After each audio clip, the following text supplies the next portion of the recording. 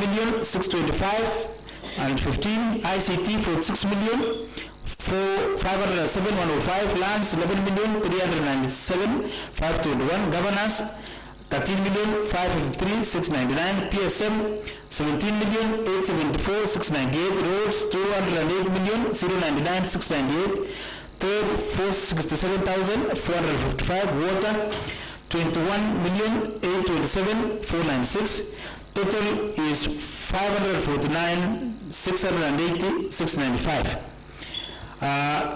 This is as presented by the CC, who was presenting on behalf of all departments. But Mr. Speaker, every department was also presenting on their own, and the Department of Finance was able to harmonize and come up with the whole figure. Mr. Speaker, let me go to page 30.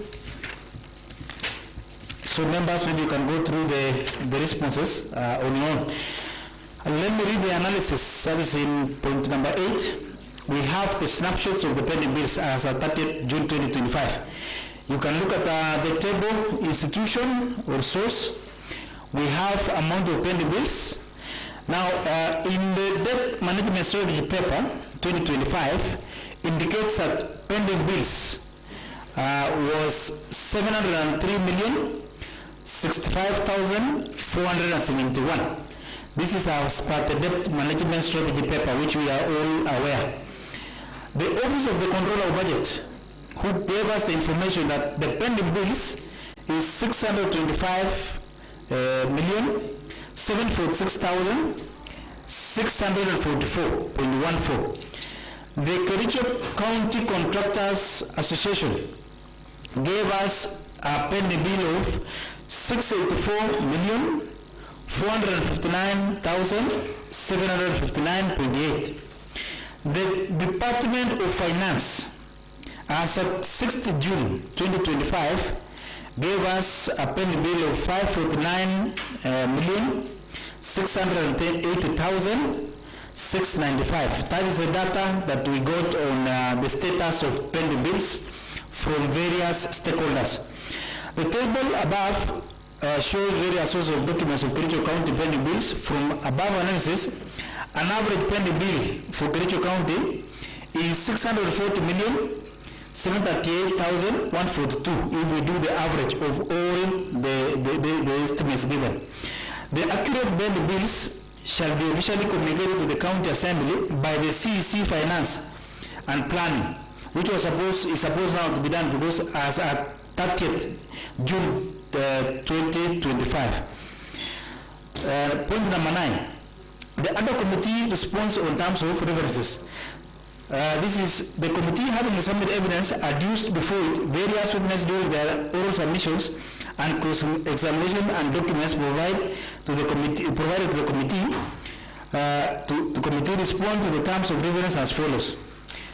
Number 1, on the conducting of a desktop review, research on all pending bills of report of committee established by the county government of Kericho, including reports from regulator, agencies, and oversight. The committee commenced the investigation by reviewing the literature of the past work sanctioned by the county government of Kericho, such as the pending bills task force report and the recommendations in it. The investigations obtained and corroborated information on pending bills through the perusal of statutes, review of county plans, review of reports by the pending institution, i.e. Office of the Controller of Budget, quarterly reports, Office of the Auditor General audit reports, and indeed the reports and recommendations of County Assembly Committee reports. Committee observations.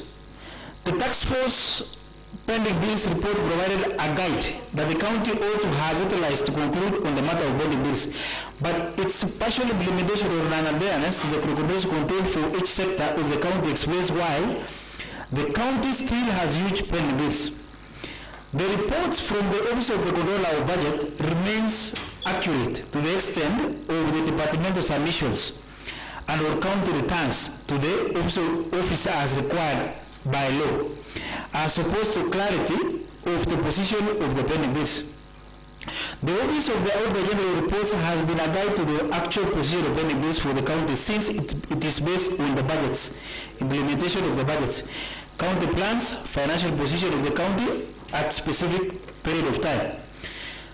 Number two, we were to ascertain the pending bills for financial year 2022-2023, 2023-2024, 2024-2025 from all the county departments. The pending bills for the county government of Kericho for various sources cumulatively for the county government is as follows.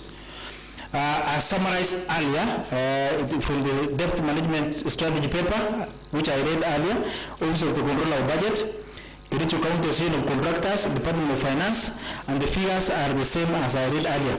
Committee observations that the pending bills of the county government of Kericho has been above Kenya shillings 1.1 billion as of December 2024.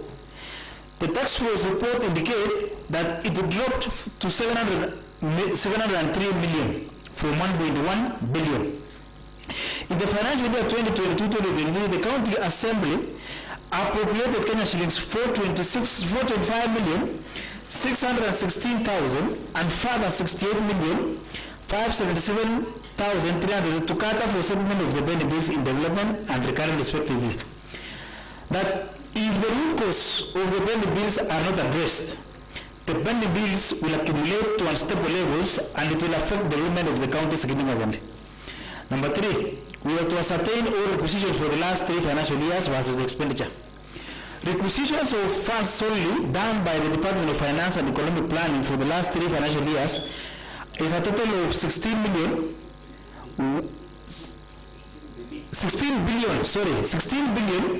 199,503,614 has been requisitioned by the county government of for various expenditures amounting to 16,132,505,917 in the 3 financial years under review. These requisitions must be approved by the Office of the Controller of Budget, both at the county and at the national level. The table below shows the requisition and expenditures for the last 3 financial years. We have a table of requisitions. We have the financial year indicated there, amount requisition, budget amount per financial year. For the financial year 2022-2023, we had 6,375,465,260. The budgeted amount was 8,453,573,101.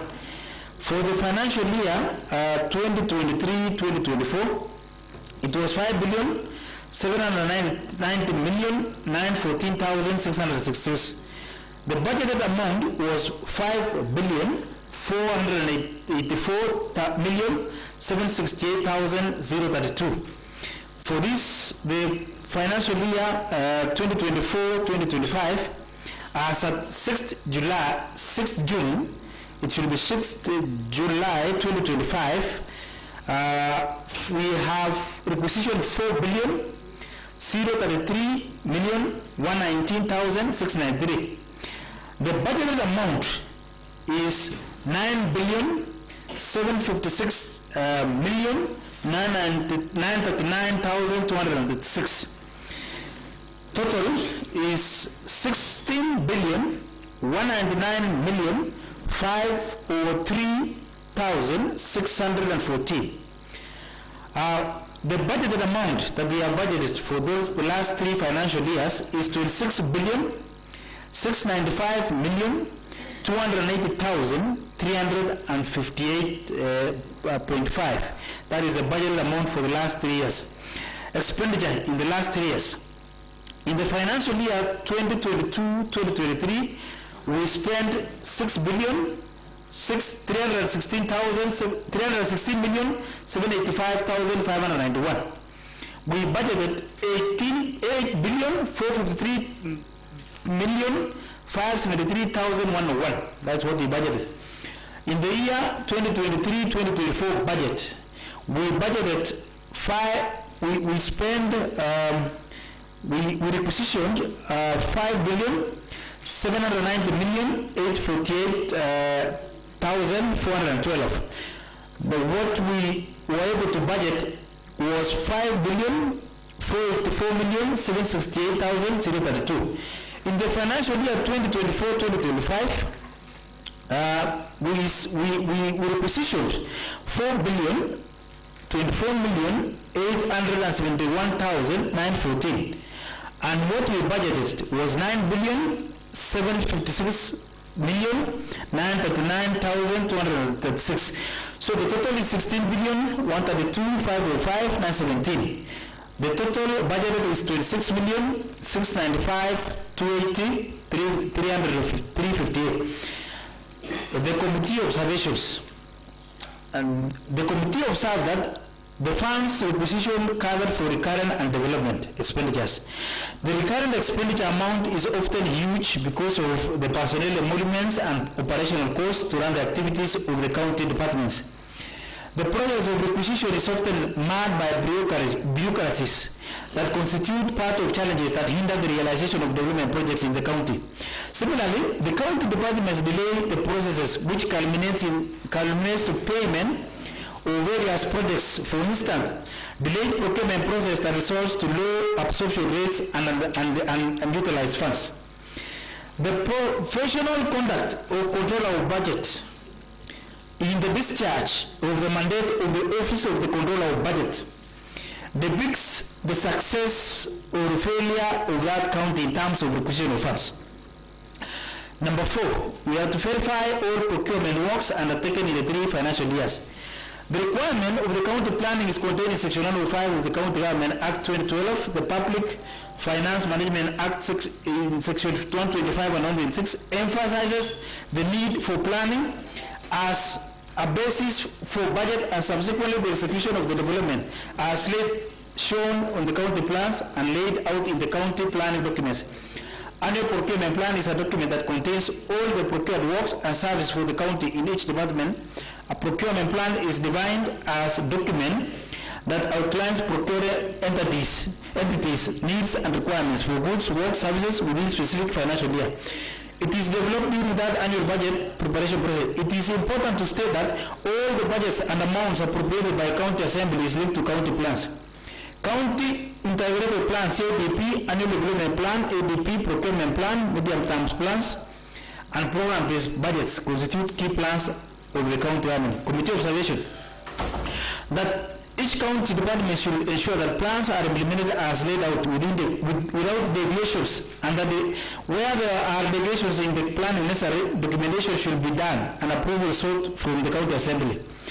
That some county departments such as water and roads department have sanctioned works outside the planning frameworks of the county, contrary to Section 44 of the Public Procurement and Disposal Act 2015 and its regulations.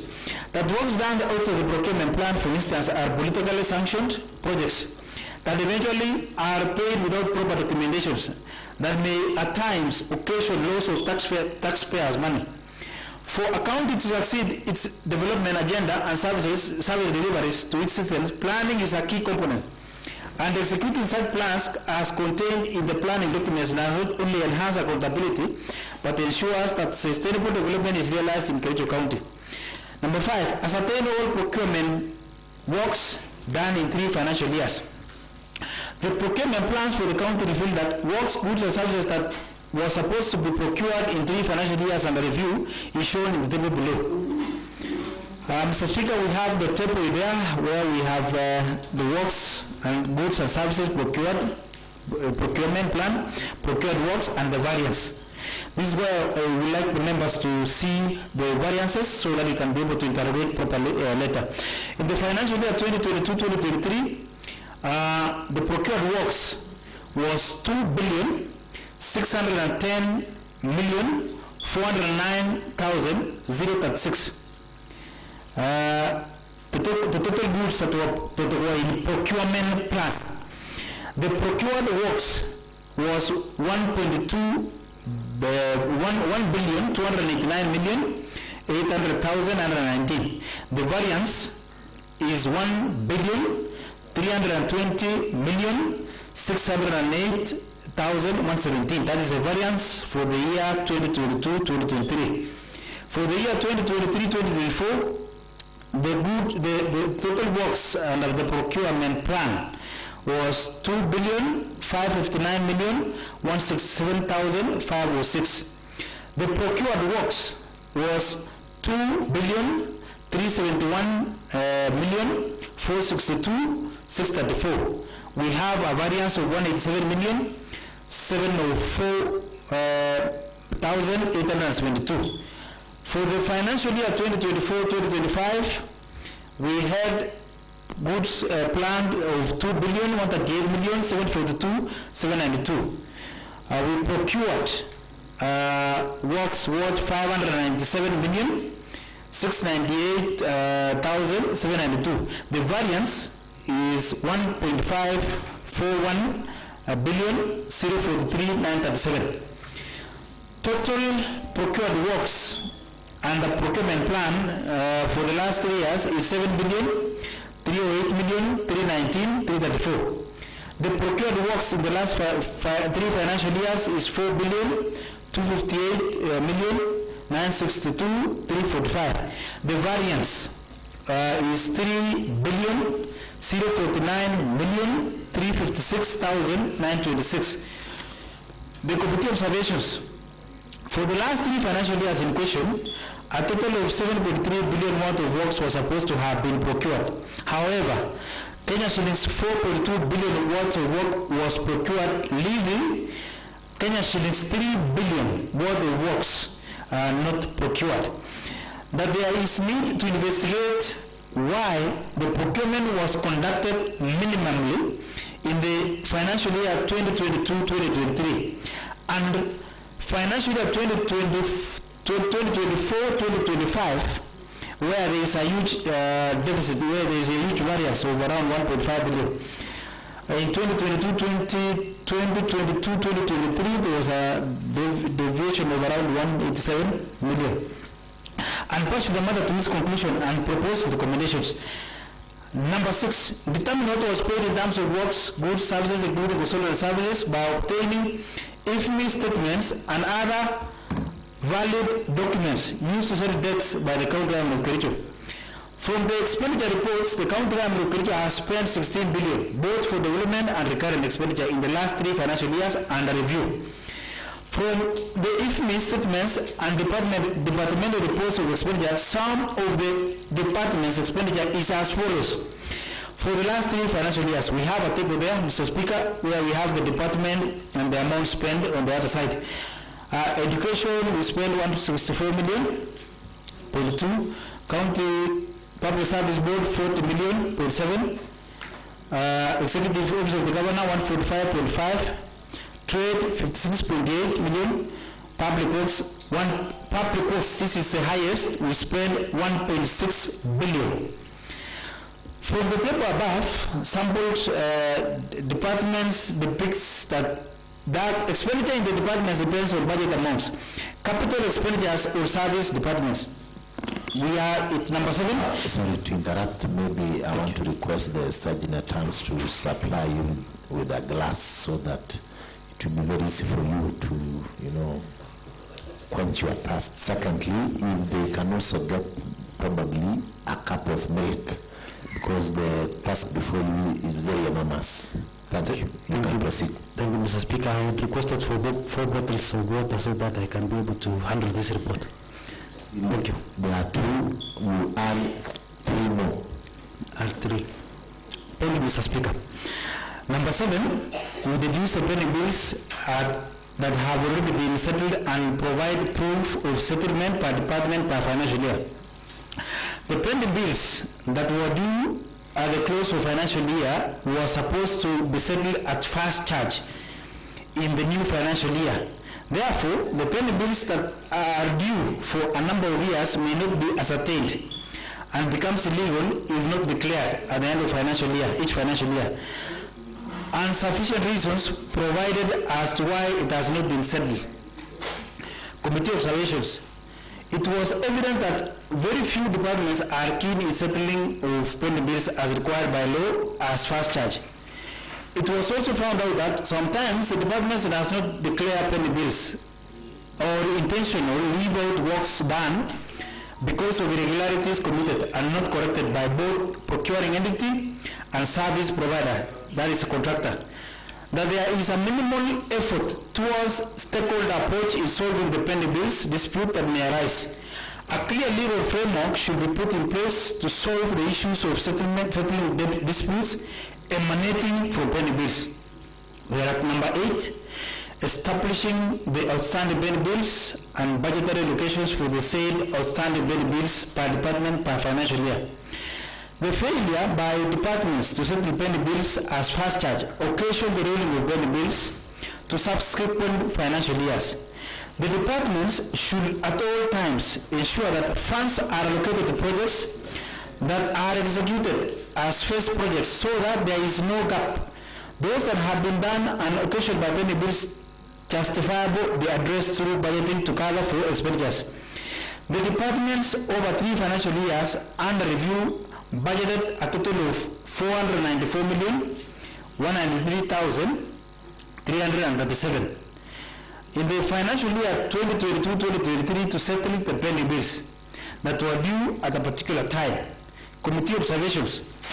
The county departments does not declare bills to be considered in the subsequent budgeting cycles, but instead lobby for increased funds to settle debts in the department, which should be termed as pending bills undeclared. The county departments should declare pending bills at close of each financial year for budgeting during the supplementary. This is because the budgeting cycle will have ended before the bills are declared as pending. The outstanding pending bills should not be confused with committed works.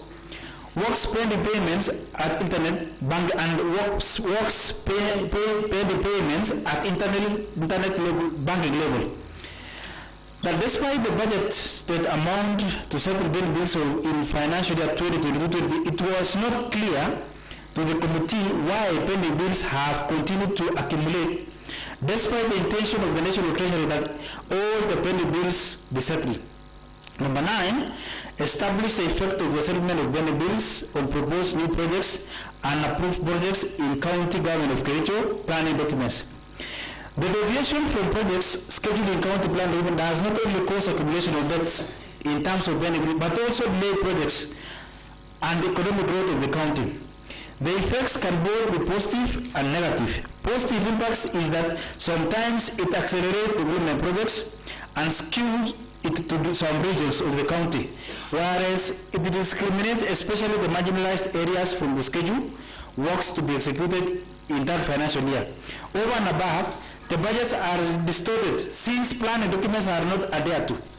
The political impact is huge in terms of unmet goals and people's aspirations. Economically, poverty continues to set back and affects the living standards of the people. Socially, the communities remain fragmented because of perception, discrimination, and marginalization. Number 10, we have to find out the causes of pending bills in each department and propose mechanisms that ensure that practices that occasion pending bills are minimized. This is not limited to disciplinary processes for the state officers and public servants responsible for plunging the county government into pending bill cycles.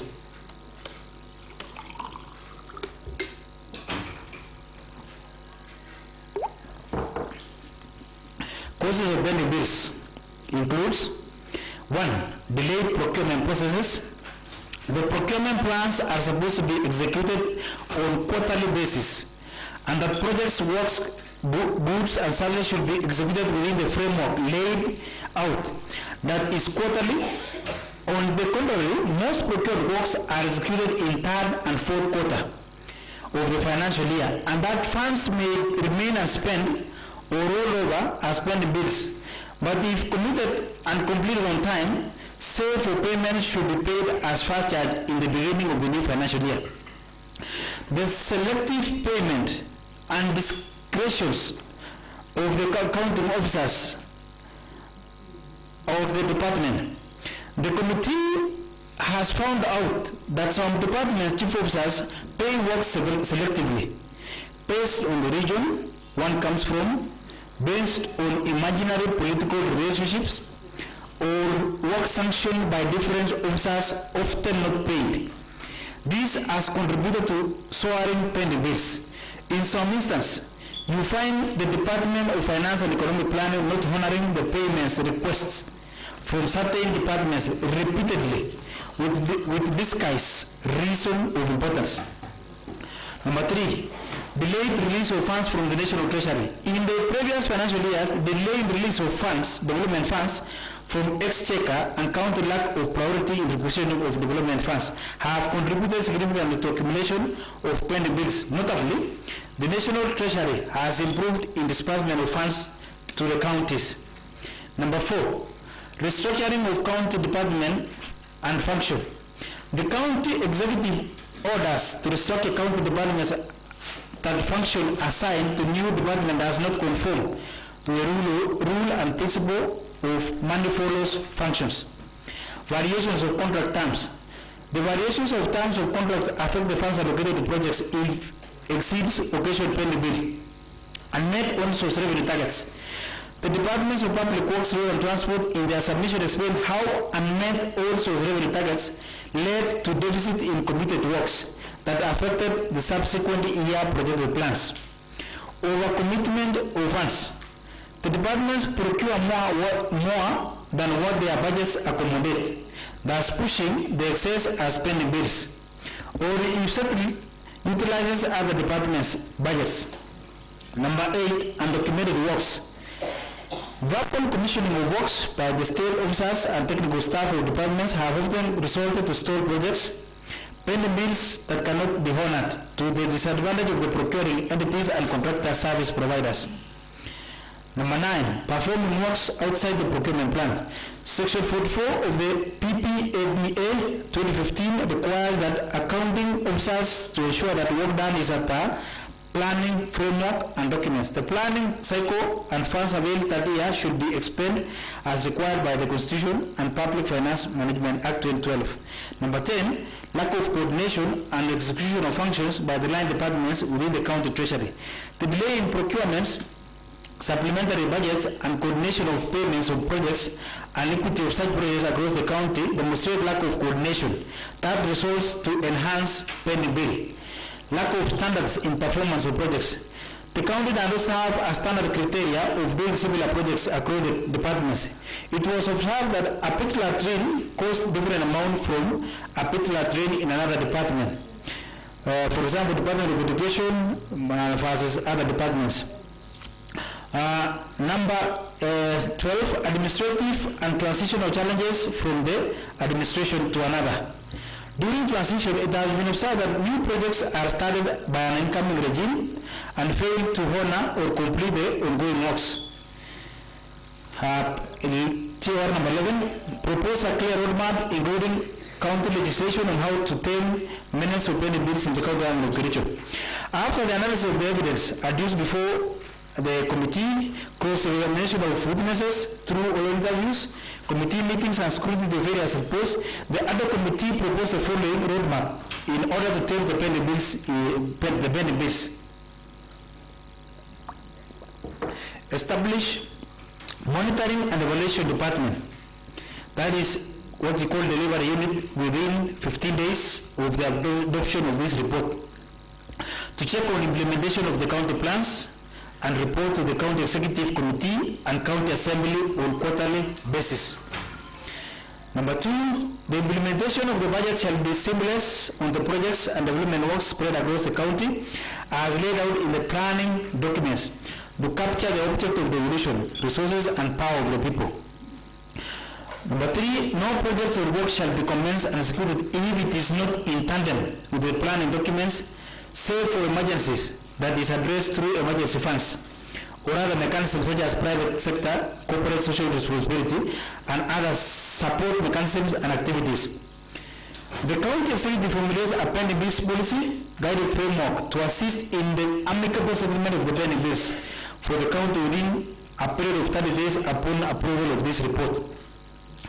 The county assembly enact Kericho County Equitable Share Revenue Bill, Ward Development Bill, in consultation with the relevant stakeholders, aimed at cushioning the equitable distribution of resources and to provide a framework for implementation of the county capital projects by close of financial year 2025-2026.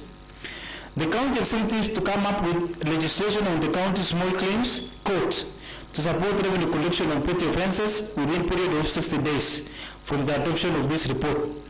The county assembly to enact the Kericho County All Source Revenue Automation Bill to provide legal framework for county all source revenue systems and their operationalization in consideration of relevant stakeholders by close of financial year 2025-2026.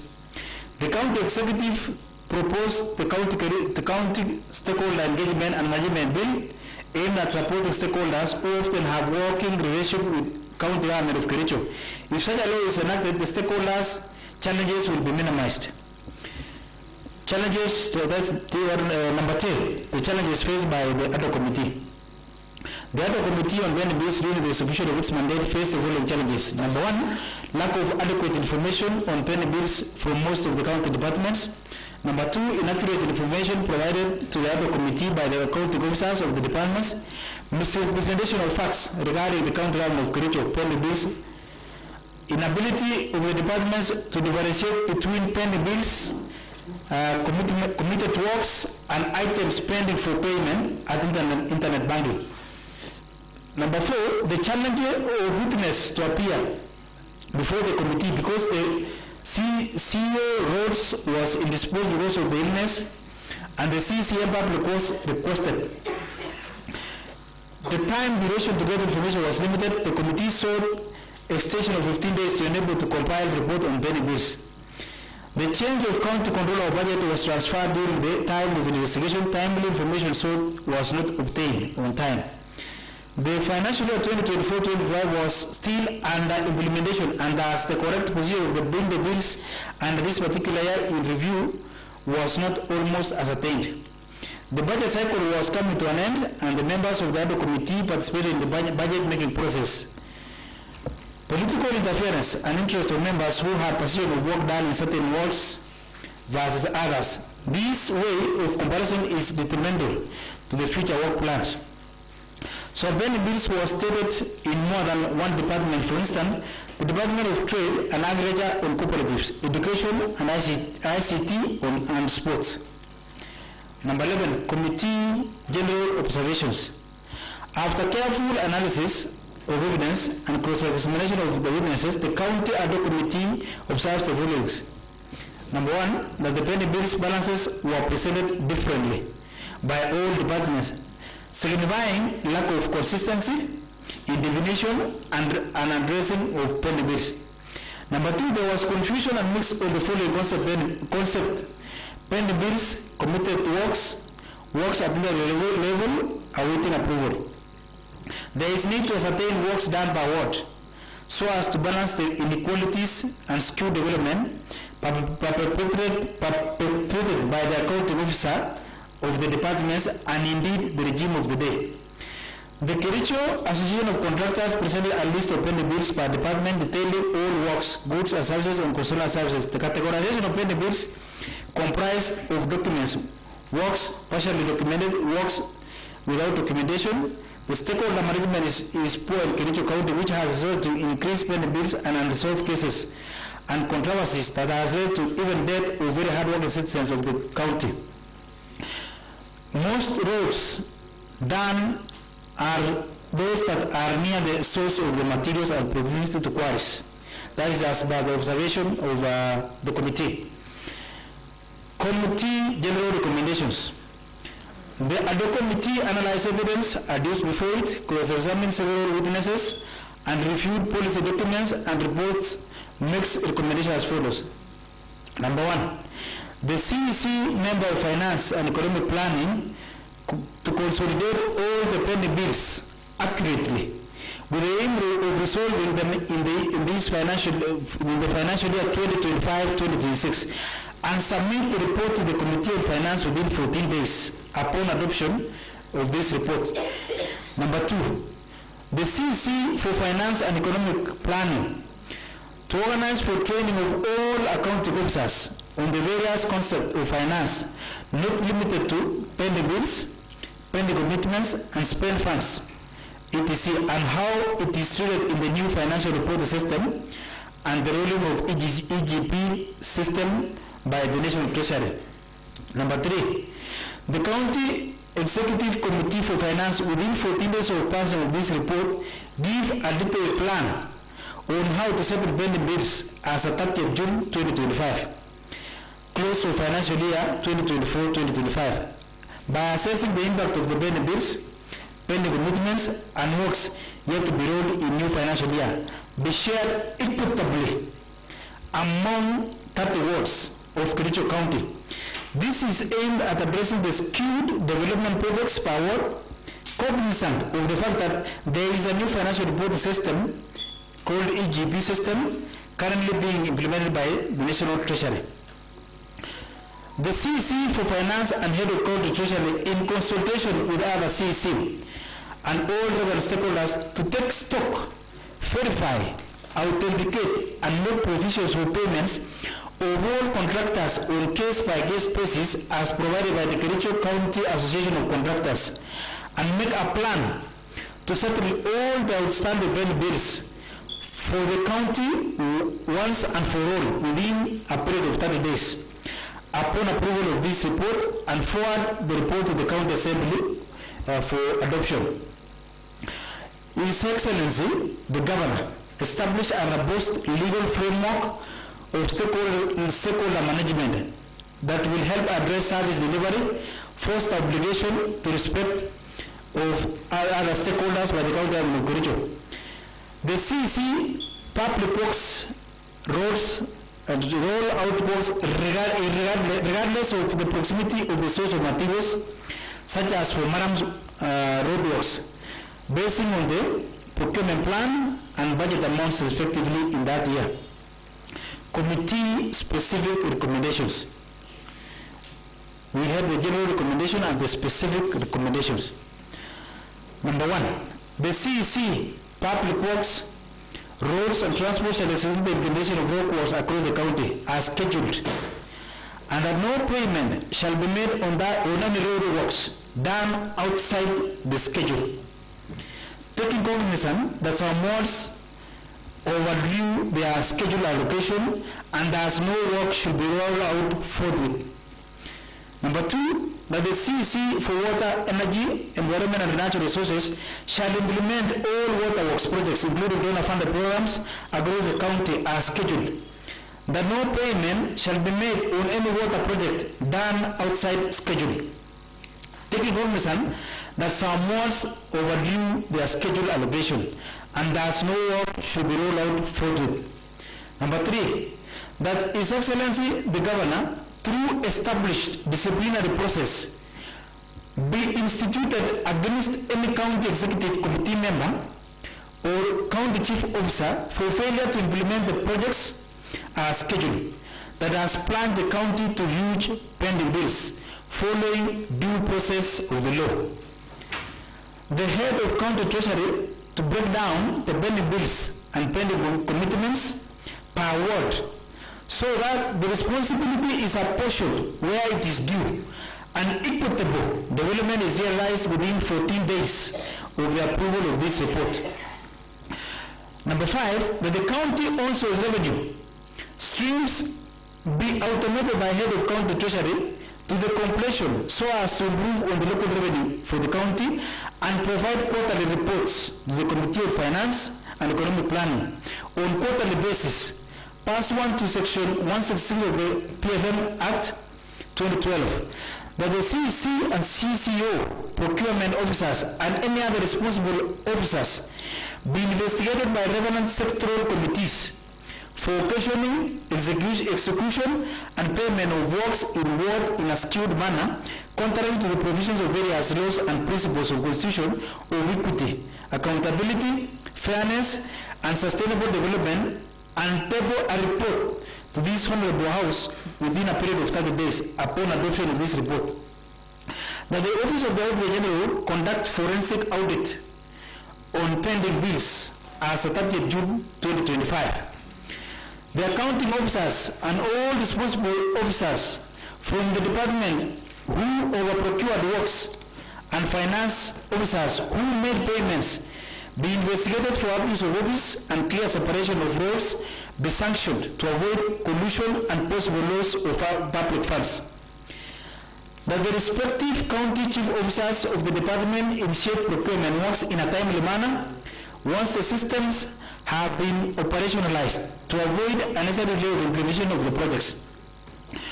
The accounting officers of the departments to issue LSOs and LPOs as per the laid down timelines, procedures laid down in PPADA 2015 to avoid occasioning pending bills by their delayed action and inaction. Lastly, the head of county treasury sends to the county assembly quarterly reports on the status of procured works from the implementation of the procurement plan.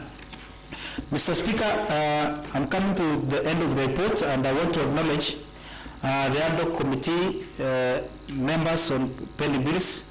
I also want to appreciate the Office of the Speaker, the Office of the Clerk for the immense support granted to the execution of this mandate. Mr. Speaker, this work done by the ad hoc committee was not going to be possible without the input of the key stakeholders like the Contractors Association, the Office of CACs, the Office of the Governor, the County Executive Committee members, directors of departments, chief officers, and also members of the committee, and all the leaders, including members of this county assembly, who are very much critical in providing information and also supporting the committee. We also appreciate the Office of the Controller of Budget, and I would like to specifically appreciate this specific Controller of Budget by the name Major, who for the first time was very cooperative and was able to provide information, and even was willing to come before the county assembly to sit and be interrogated by these chambers. I really appreciate him. It is my singular honor and a pleasant duty to, pursuant to the county duty, to present this report for consideration and adoption of the ad hoc committee on pending bills for the last 3 financial years. Mr. Speaker, we have annexures. We have also a list of adoption by all the members, and the annexures before us is what the contractors, what you call the Association of Contractors, presented to us. And the table is, we have almost 100 pages of listed. We have listed all what the association presented to the committee. We have listed the names, we have listed the dates, we have listed whether they have documents, and all the information that they were able to provide before us, and even the value of the projects that is being claimed. This also we have the breakdown from the Controller of Budget before us. Otherwise, Mr. Speaker, thank you, and I would like to request Honorable Rogon to second. Thank you, Chair. Honorable Rogon.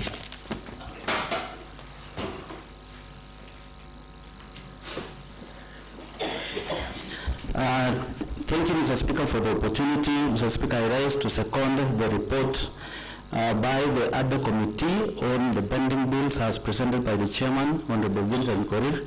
Mr. Speaker, we took time to really go through this report based on the terms of references that were given when this other committee was formed. And Mr. Speaker, as the chairman has read out through the report, it is important, Mr. Speaker, that even as we beseech the members to approve this report, there are a few things that we noted, and they have been highlighted. For instance, we have contractors, Mr. Speaker, who did works for this county in 2015-2016 financial years, 2016-2017, 2017-2018. Mr. Speaker, I know of some of those contractors who are going through challenges. I know 2 of them whose their spouses are unwell, and they have been even selling assets to be able to meet the medical expenses. Mr. Speaker, these are the contractors who have been making visits to the county government of Kericho, the executive side, and they have been told your payment will be processed next week. That next week has never come. With this report, Mr. Speaker, it is important that we're going to compel the executive to ensure that they honor and pay these contractors. Mr. Speaker, the Auditor General and the Controller of Budget have made it a mandatory that all the pending bills be the first charge. Mr. Speaker, we were able to establish as a committee that even in 2022-2023 financial year, the monies that were budgeted for to be able to pay the pending bills. Mr. Speaker, unfortunately, we were not able to ascertain whether all that money was spent on those pending bills. Mr. Speaker, it is important that even as we, now that the ball will be on the side of the sectoral committees, because there are very clear recommendations that we've done. Mr. Speaker, we want to go after the executive for them to honor their part of the bargain and ensure these contractors who've suffered, their dues are given to them, because they are human beings and they are the members of our society. They are the people who've contributed immensely to this county. Mr. Speaker, I want to only raise only two issues. One, we were able to establish that some of the BQs in this county are varied, exponentially. I want to give you an instance, and I want to request the chairman and the committee of the roads.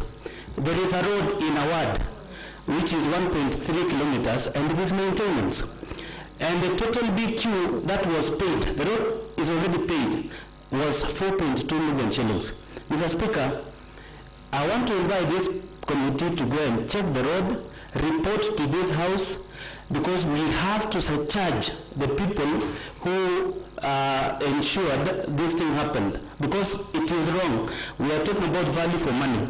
Number two, Mr. Speaker, the county chief officers have been instructing contractors to go on site without documents, and they fail to even process for them. Case in point is even the report from the Association of Contractors. Contractors go to the department, they are given the job, and then the CEOs tell them that you go, we will process for you the document.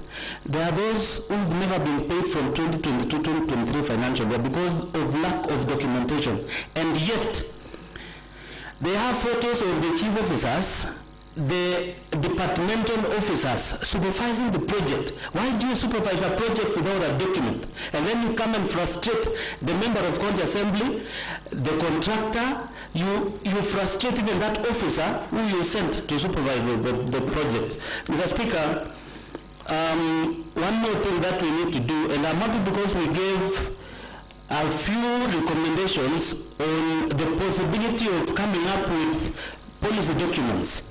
Mr. Speaker, CIDP, ADP, medium-term expenditure framework, procurement plans, program-based budgets, these are the guiding documents, Mr. Speaker.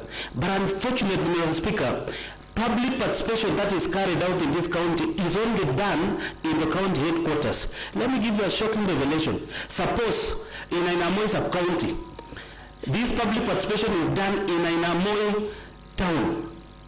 What will happen to somebody who lives in Kapsoit ward, down bordering Soin? These are the people who cannot make it to come and give views in that center. When we do a public participation in Siva sub-county, and you do it in a place called Peace and Mercy Church of Africa, Siva Center, what happens to somebody who lives in Kapsewa? What happens to somebody who lives in Koinsir, in Cheptuyat sublocation? In a ward like Tendeno Soget, where we have two distinct divisions, if you do a public participation, Mr. Speaker, in one place, what happens to the other people who live on the other end? What we are simply saying, Mr. Speaker, it's about time that we come up with a policy that will ensure a public participation to pass a critical document as annual development plan is carried out in a location. This is what I said when I was first elected in this house. And people thought it was the most expensive thing. But the point is, Mr. Speaker, the Constitution dictates that the people who elected us, the people who elected the government of the day deserves to be given their rights. What rights will they get if a CIDP document, somebody in Belgut, Kabianga Ward, he or she doesn't even know what that document is. Lastly, Mr. Speaker, I welcome one of the things that these officers who supervised the skewed development in our wards, they ought to be disciplined, and the governor has to know this. Mr. Speaker, in that voluminous document that you have here, there is a ward in this county where not a single development was done. But there is another ward in this county where development projects were done in a financial year to a tune of 60 million shillings. Mr. Speaker, this is the most unfair thing that can be overseen by a government of the day. Because, Mr. Speaker, we have a schedule. If my roadworks are worth 20 million, do for me works worth 20 million.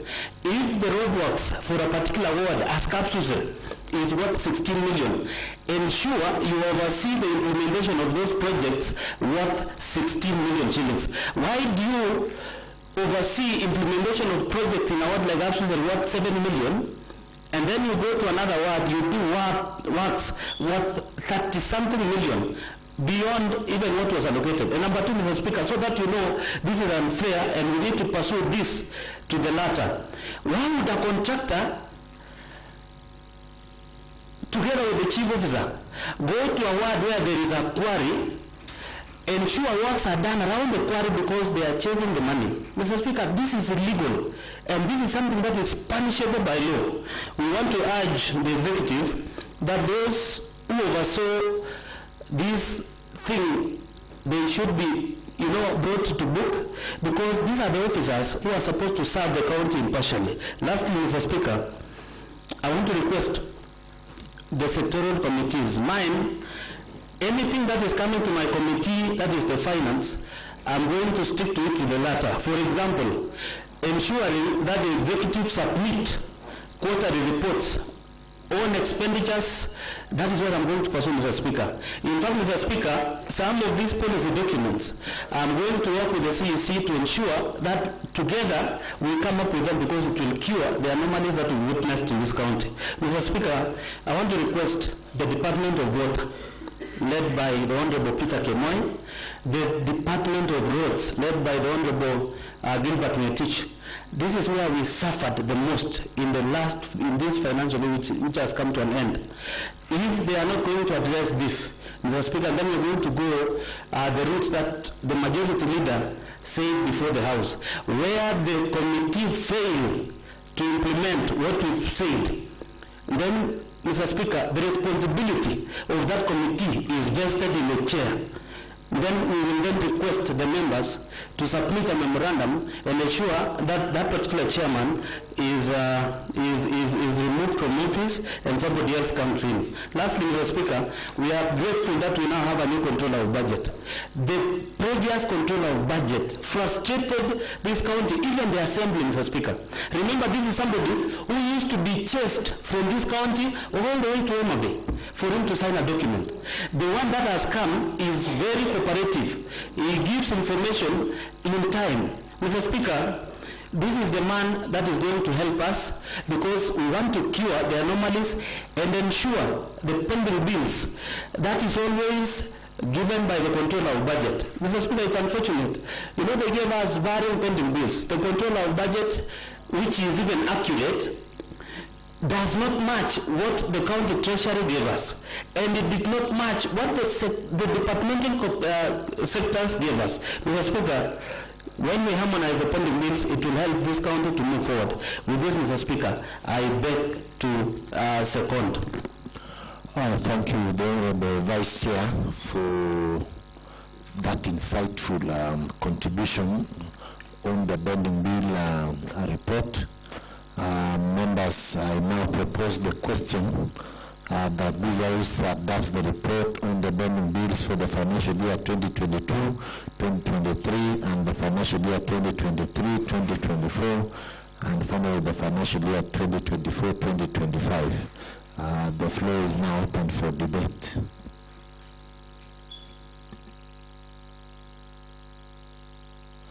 The Honorable Peter Kemoi.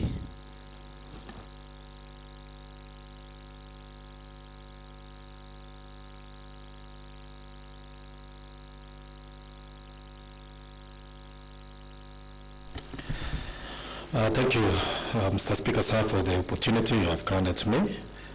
I want to support this report, and I want to congratulate also the chair, Honorable Vincent, for the great sacrifice. And he has come up with a very good document that reflects how we have